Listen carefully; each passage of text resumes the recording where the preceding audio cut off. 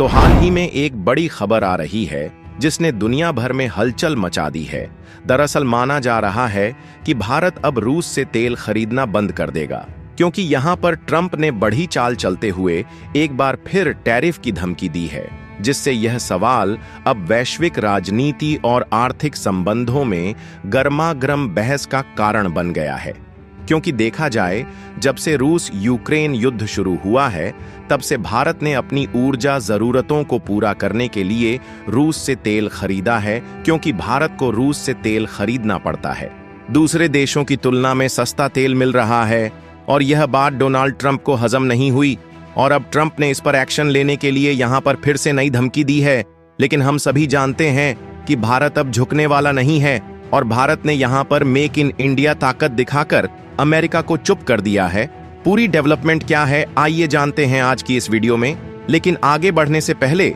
भारत की make in India ताकत के लिए कमेंट में जय हिंद जरूर लिखिएगा और यदि आप चैनल पर नए हैं तो कृपया चैनल को सब्सक्राइब अवश्य करें। दरअसल वोलोदिमीर जेलेंस्की के बाद अब अमेरिका के राष्ट्रपति डोनाल्ड ट्रंप ने रूस के राष्ट्रपति व्लादिमीर पुतिन पर जमकर निशाना साधा है और अब ट्रंप का आरोप है कि पुतिन यूक्रेन से युद्ध विराम समझौते में अड़चन डाल रहे हैं, जिसके चलते वैश्विक शांति की उम्मीदें और भी कमजोर हो रही हैं। लेकिन जिस बात ने भारत समेत दुनिया के तमाम देशों की टेंशन बढ़ाई है, उसके मुताबिक यहां पर ट्रंप ने रूस को कड़ी धमकी दी है कि अगर पुतिन ने अपना रवैया नहीं बदला तो रूस से तेल खरीदने वाले देशों पर सेकेंडरी टैरिफ लागू किया जाएगा, जिसके चलते भारत की चिंता बढ़ गई है। क्योंकि देखा जाए तो हाल के वर्षों में रूस भारत का सबसे बड़ा कच्चे तेल सप्लायर बन चुका है और अगर अमेरिका ने टैरिफ लागू किया तो भारत पर इसका दोहरा असर पड़ सकता है,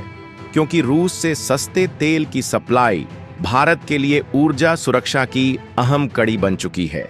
लेकिन अब इस व्यापार पर वैश्विक दबाव और आर्थिक चुनौतियों का खतरा मंडरा रहा है।